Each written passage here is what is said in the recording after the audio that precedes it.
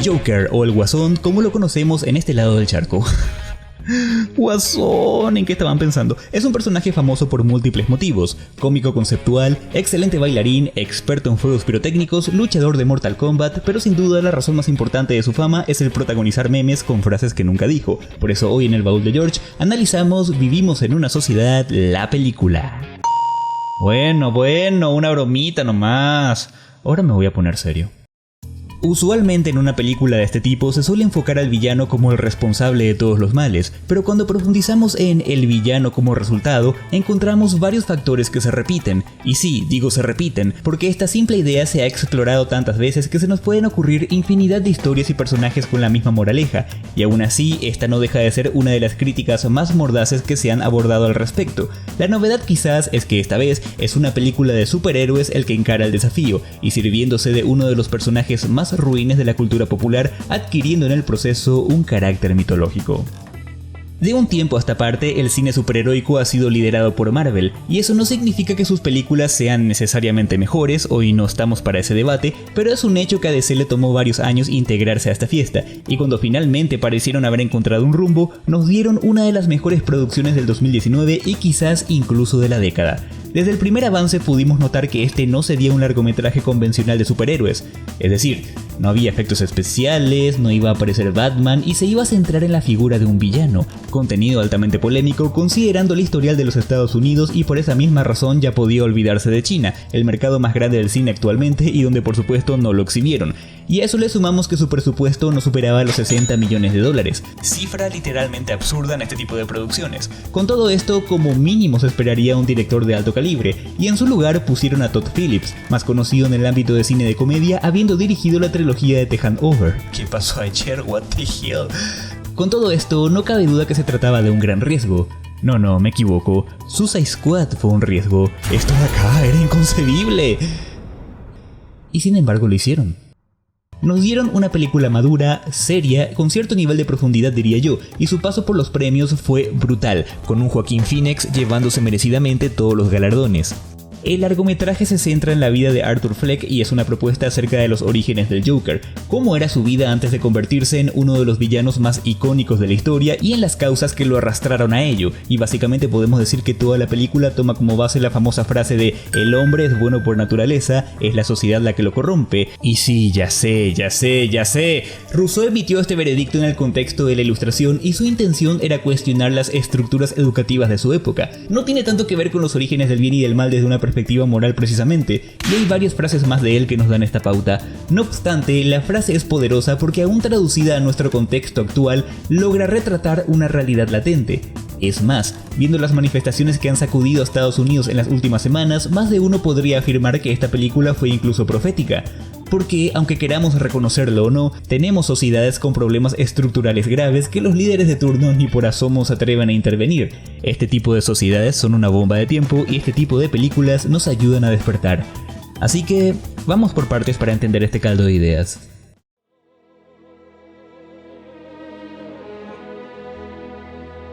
En 1892, Ruggero Leoncavallo estrenó Pagliacci, una ópera en 2 actos que nos cuenta la triste historia de Canio, un actor de teatro que debe interpretar una comedia mientras su corazón está destrozado por dentro, y el inevitable desenlace fatal que eso conlleva.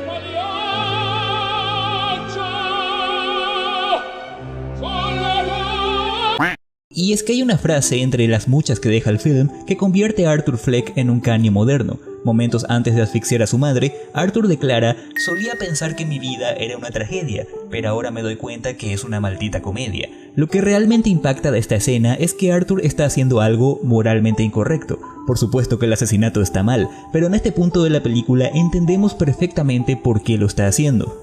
Usualmente los villanos no necesitan mucha explicación, son la contraparte de la figura heroica y punto. Sin embargo, las formas de contar una historia han variado mucho con el paso del tiempo. Si nos referimos a figuras clave como héroes, antihéroes o villanos, su tratamiento en la época actual no será el mismo que se le daba en la era de la antigüedad clásica.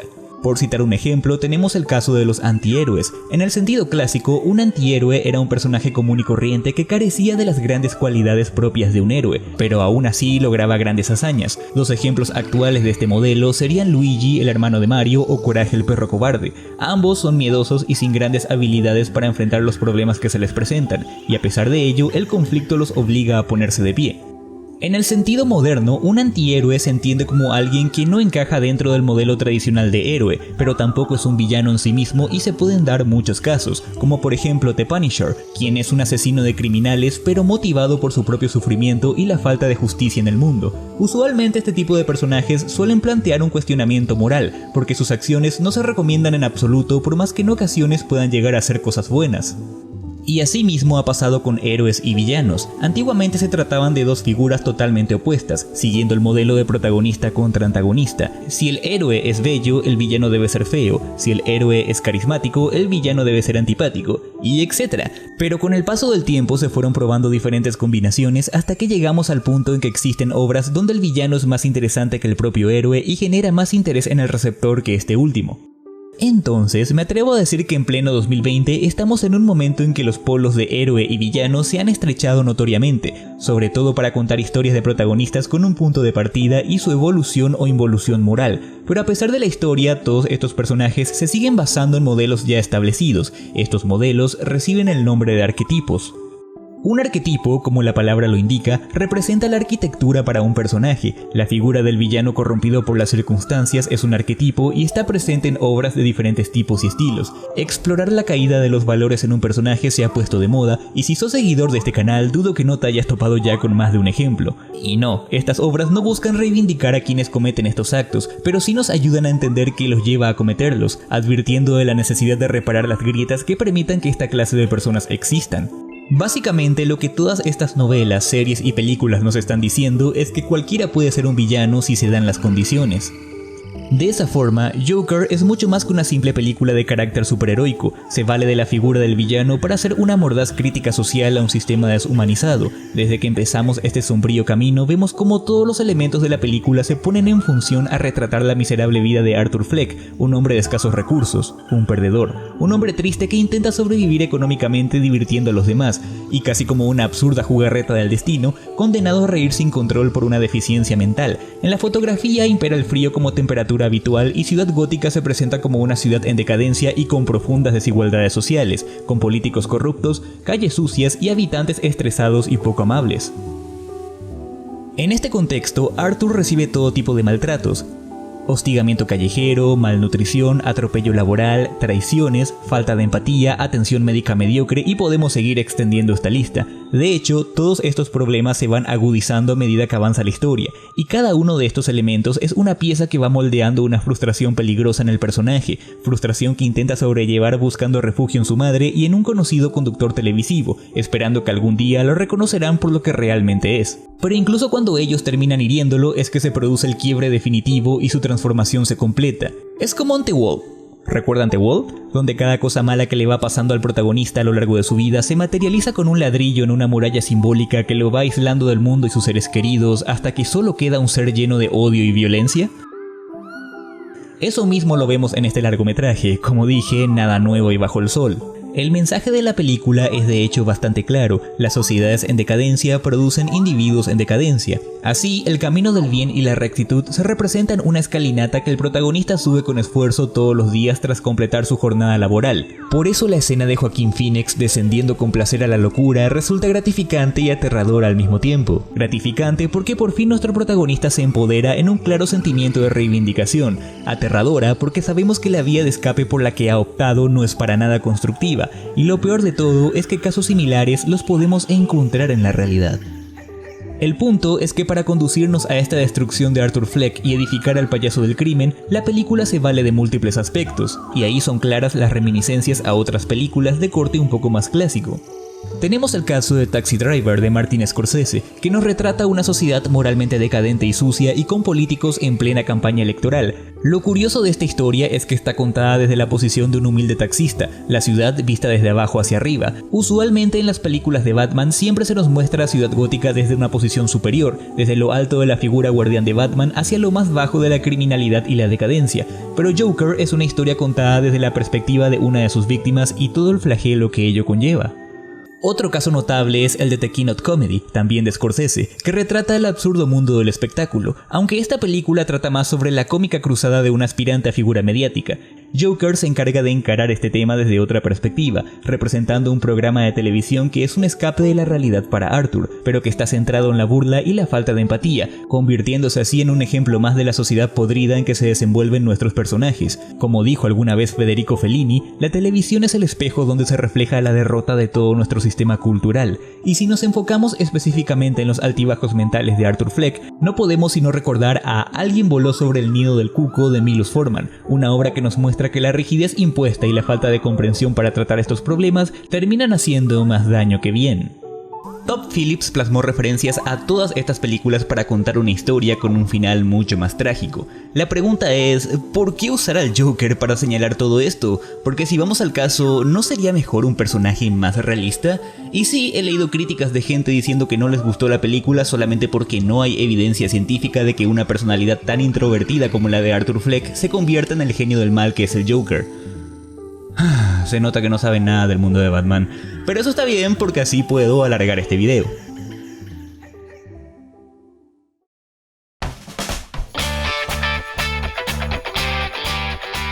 ¿Quién no conoce a Batman? Es uno de los superhéroes más queridos y apenas el año pasado estábamos celebrando su 80 aniversario. Y ya sé que este iba a ser un video sobre el Joker, pero si vamos a hablar de sus orígenes no podemos pasar por alto su rivalidad con el Hombre Murciélago. Siempre me he preguntado qué es lo que hace a Batman tan especial, y creo que hay muchos motivos, pero en mi forma de ver las cosas hay 3 razones por las que sobresale. La primera, porque tiene un enfoque más realista que otros supers. Todo el despliegue de su poder se basa en preparación física y mental, y una buena billetera. Pero aún así nos da la ilusión de que todos podemos ser como él si nos lo proponemos. La segunda es su motivación. El haber perdido a sus padres es lo que lo lleva a convertirse en un defensor del bien y la justicia. Es una motivación muy humana. Y la tercera son sus enemigos. Batman puede presumir de tener una galería de villanos envidiable. En este último me tengo que detener porque algo que he llegado a notar en los cómics de Batman es que la serie también es muy psicológica. Sus villanos con frecuencia tienen orígenes trágicos y se balancean mucho entre la corrupción moral y la corrupción mental. Por eso creo que el Joker es el villano por excelencia de Batman, porque es el que mejor representa el equilibrio entre estas dos aristas, a pesar de que a mi criterio, Batman tiene otros villanos más interesantes o pintorescos como Dos Caras o el Espantapájaros. Pero no es solo eso, es que el personaje está construido para ser la antítesis en todo sentido. Jugando con los conceptos del bien y del mal, Batman es un murciélago, un ser aterrador, un ser oscuro, y sin embargo es un héroe.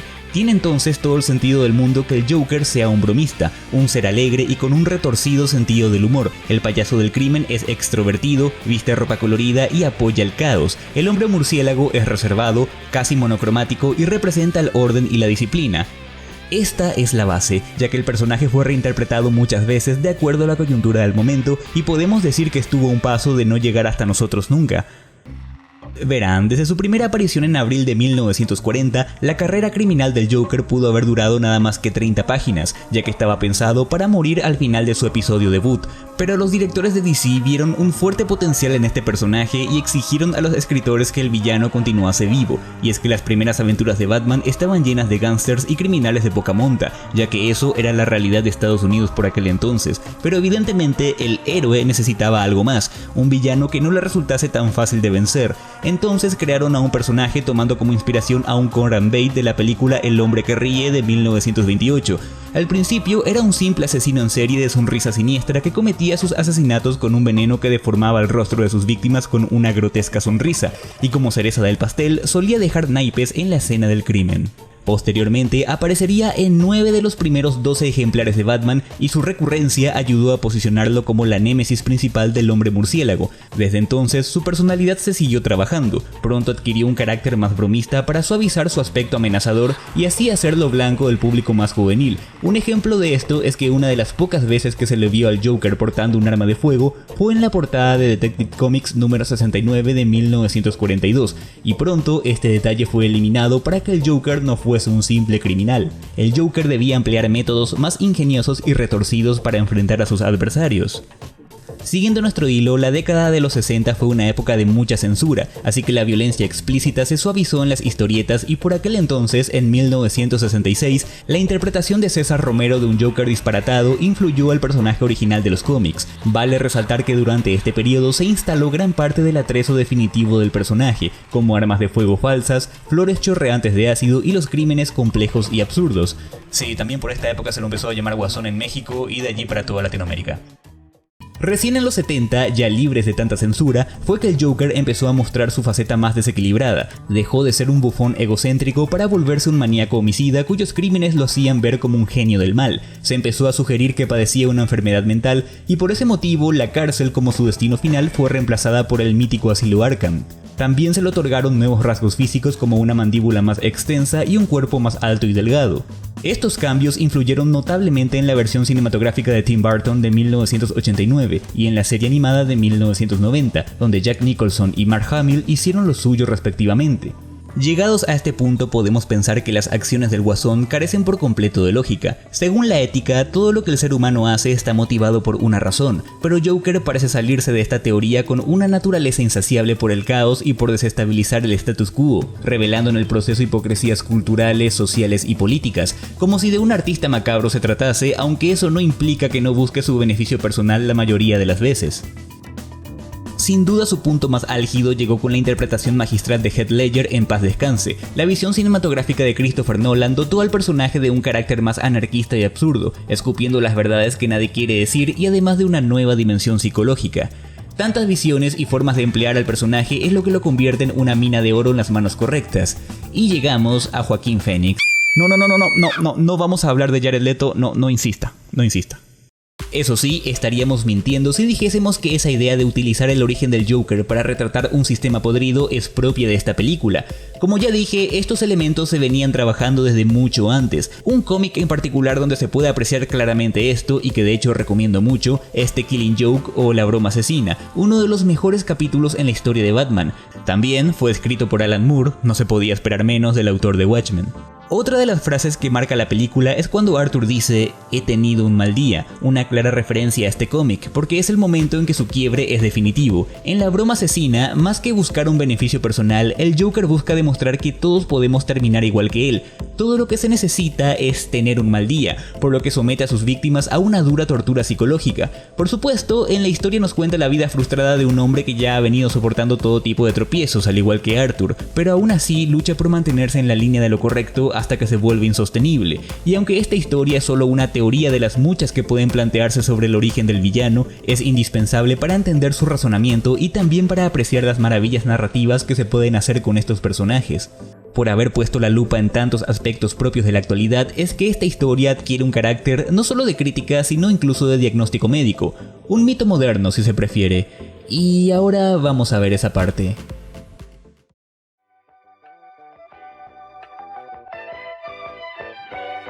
Hace un par de años hice un video ensayo tomando la película Birdman como base. En un momento señalé que los superhéroes están en calidad de mitología moderna, pero siento que no me expliqué bien al respecto, así que voy a empezar este apartado explicando mejor este punto.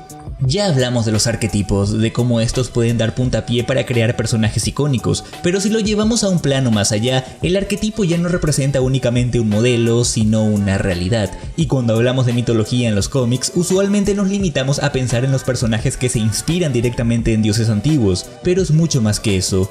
Lo que actualmente identificamos como mitología era la forma que tenía la humanidad en tiempos remotos de representar todas sus inquietudes y deseos. Ante la ausencia de una explicación investigación científica, el ser humano buscaba en la imaginación las respuestas a todo aquello que no podía explicar, y desde entonces se han hecho de referentes, héroes y leyendas, personajes que representaban valores, virtudes y defectos con los que se sentían identificados, y aunque hoy no se crean estos seres como en tiempos pretéritos, nos ayudan bastante a comprender los problemas y los hilos de razonamiento de sus divulgadores. Un mismo personaje podía incluso presentarse en diferentes culturas, con rasgos similares y otros distintos.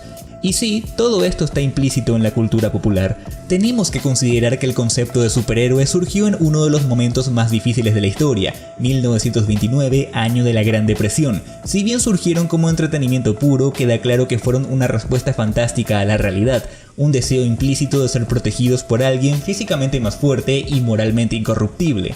Aunque hoy día personajes como Batman, Superman o Spider-Man no sean vistos como seres que puedan existir realmente, aquello no implica que no representen valores y que comunidades enteras se sientan identificados con ellos. Tal vez por eso sus historias se actualizan constantemente de acuerdo a los públicos a los que van dirigidos, y especialmente buscando hacer frente a las coyunturas. Por poner algunos ejemplos, el Capitán América representó en un primer momento la lucha contra el nazismo, y siguió actualizándose hasta que llegó incluso a hacer frente a la crisis desatada tras los atentados del 11S, así como una joven Wonder Woman sigue inspirando una reivindicación de los valores feministas, y podemos encontrar varios aspectos sociológicos en muchos más: la carrera espacial, la Guerra Fría o la lucha contra toda forma de discriminación. Pero George, esos detalles son solamente para que la gente se sienta identificada. Sí, pero es más que eso. La construcción de un superhéroe también corresponde a una llamada de atención para todos nosotros. De lo contrario, ¿por qué están tan interesados en usar al Capitán América como retrato del estrés postraumático? ¿Por qué tanto énfasis en las dificultades de Superman o Spider-Man para equilibrar sus poderes con una vida normal? ¿Por qué en algunos títulos el peor enemigo de Iron Man no es otro sino su adicción al alcohol? Y podemos seguir con la lista, pero en conclusión, ¿por qué darles conflictos tan humanos a personajes tan extraordinarios? ¿No será que están tratando de señalar realidades que a veces preferimos ignorar? En ese sentido, los villanos de todas estas historias también reciben el mismo tratamiento, solo que a diferencia de los héroes, ellos no han encontrado la fortaleza o las influencias necesarias para mantenerse en el camino del bien. Y es que ese también es otro mensaje de Joker, y es que no lo podrían haber expresado de mejor manera. Al principio de la película, Arthur Fleck es un hombre bueno, pero tantas cosas malas en su vida terminan por deteriorarlo por completo hasta que asume su rol de villano. En contrapartida, al final tenemos a un joven Bruce Wayne que acaba de sufrir una experiencia traumática que lo acompañará por el resto de su vida, pero sabemos que terminará siendo un héroe. ¿Qué es lo que lo salva de volverse un villano? Sus ventajas en la vida, ya que dispondrá de todas las herramientas necesarias para mantenerse moralmente correcto. En pocas palabras, el heroísmo y la villanía también son un factor social.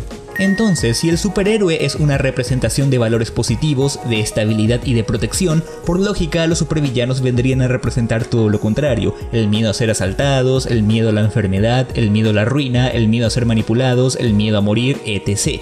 Y ahí es donde el Joker destaca, porque encarna miedos como ningún otro supervillano. Su figura representa un caos constante. Aunque en ocasiones pueda perseguir sus propios intereses, con frecuencia el fin último de sus acciones siempre es sembrar el caos y la discordia, y si puede quebrarnos, demostrar que estamos equivocados, destruir nuestras más sagradas creencias, mejor aún. Esa es otra de las razones por las que creo que Batman es un personaje tan querido, porque aún siendo duro y misterioso, representa seguridad y humanidad.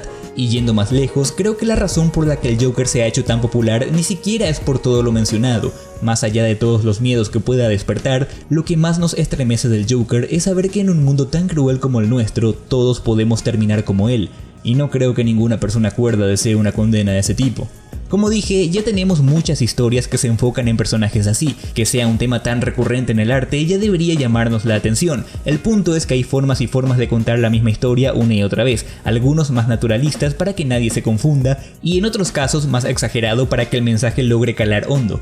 Esa es la razón por la cual Joker transmite este mensaje con mucha más fuerza que lo hace cualquier otra película, porque lo vivimos directamente de uno de los personajes más siniestros. Por eso comprendo que a mucha gente no le gustase esta película, porque solo querían ver el origen de uno de los villanos más famosos de la historia. Todo el cuento de la crítica social evidentemente sobra para ellos, pero tal pretensión sería desconocer y desaprovechar por completo la esencia del mundo de Batman. Que esta película haya tomado este camino nos dice mucho, porque si le quitásemos todos los elementos identificables del universo Batman, el mensaje queda intacto, con menos bombos y platillos, es cierto, pero es una prueba más que la ficción superheroica y sus personajes pueden ser fuente de reflexión y no solamente un espectáculo de puñetazos y trajes apretados. Que sí, las habilidades fantásticas hacen que los mitos sean mitos, pero es su carga de humanidad lo que nos identifica con ellos al final.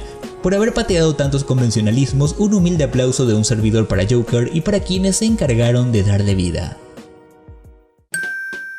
Gracias por haber llegado hasta acá. Si el video te gustó, compartirlo, puntuarlo y dejar un comentario sería de mucha ayuda. Si sos un forastero por este valle y te gustó lo que viste, te invito a suscribirte y ver otros contenidos del canal que quizás sean de tu agrado. Y si no te gustó lo que viste, suscríbete igual. Si ves esta clase de contenidos te aseguro que en algún momento subiré algo que te interese. No olviden además activar la campanita de notificaciones para que YouTube les avise de las últimas novedades del canal. Si quieren estar más en contacto conmigo, tengo Twitter, Instagram, página y grupo en Facebook y servidor en Discord. Y para los interesados en videojuegos o en charlar conmigo en vivo, tengo también canal de Twitch. Van a encontrar los links a todas estas plataformas en la descripción. Sin más que agregar, me estoy retirando y nos veremos la próxima. Un fuerte abrazo. Que estén bien.